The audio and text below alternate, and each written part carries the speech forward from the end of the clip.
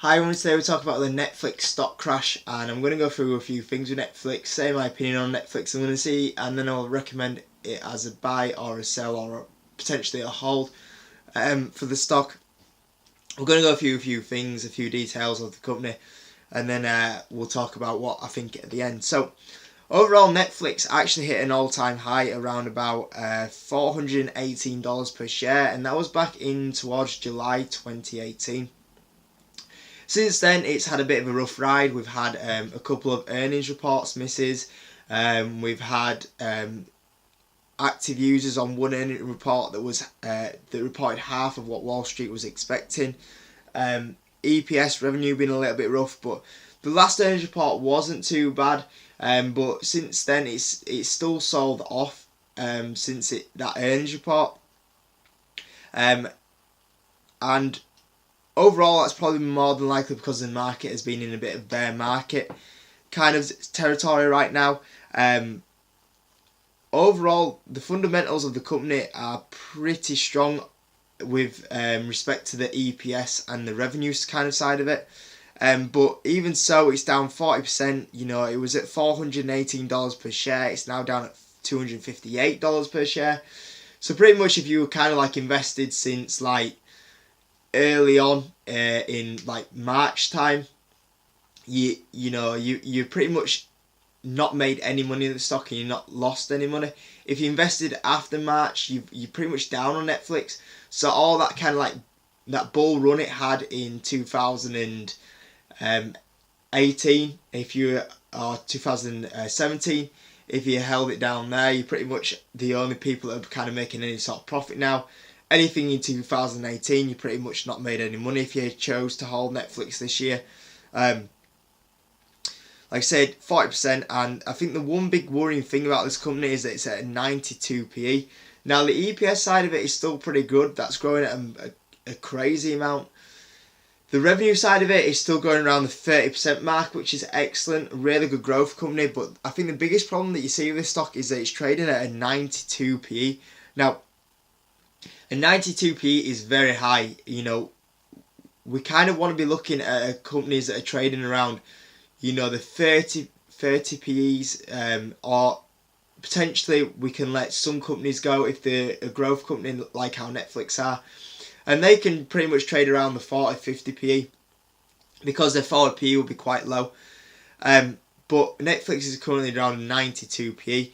Now, there's only one kind of company that I would allow to trade around that sort of PE, and that's Amazon, because it's an absolute massive company in so many sectors, and that'll just carry on growing. But we look at Netflix, and Netflix is actually just basically a very simple company of that it has an online platform, you subscribe to it, and you can watch movies, TV shows with your subscription that they have on the platform. It's a very simple company. You look at Amazon, Amazon's pretty much taken over the world. They do so much stuff now. So, when you compare Netflix and Amazon, you can see why Amazon deserves to be at that PE, and in my opinion, I don't think Netflix deserves to be at 92 PE right now. Even with an EPS growth that's growing at a stupid rate, with its revenue that's still growing at 30%, which is really good. It's a very simple platform compared to a company like Amazon at that PE who are in so many areas. And I think as well, what you got to take into consideration, and I've talked about this for a while, about Netflix when I've talked about the stock, is that Netflix will have a massive competitor in its area come next year in Disney. We look at kind of like, Amazon, no chance soon at eBay going to knock them off, where they are, and that's their closest competitor. You could say even like Walmart or companies like that are now going online. They're not going to get anywhere close to what Amazon are now. They're getting better at it, but then they won't ever get close to how Amazon are. But when you look at Netflix and Disney are going to pull a lot of the major movies off Netflix and make their own platform come next year, and they're going to have quite a strong kind of all the channels. I think people don't realise how many channels like Disney actually own.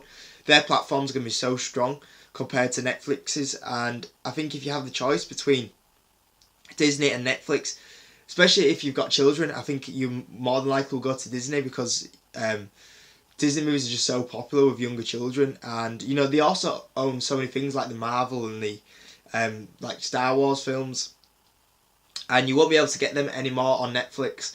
So that's a massive competitor for Netflix, and you know if for Netflix to be at that sort of PE, should say that there's going to be like no threat to Netflix at all in like the next year, 2 years, and I think this is a major threat to Netflix.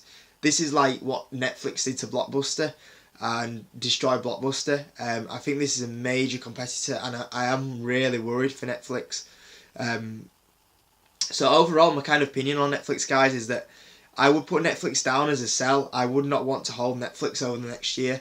I think it's still overvalued at where it is. I believe that Netflix should be around probably the $150 per share range to become kind of a fair value stock.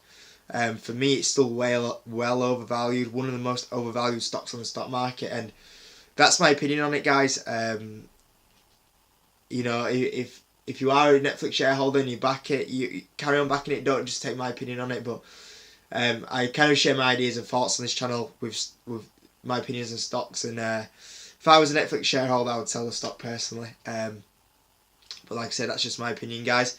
I am worried for this stock over the next year. But like I say, we'll see what happens. We'll see if I'm proven wrong. Hopefully it does well. But I won't plan to hold any shares in this company over the next year.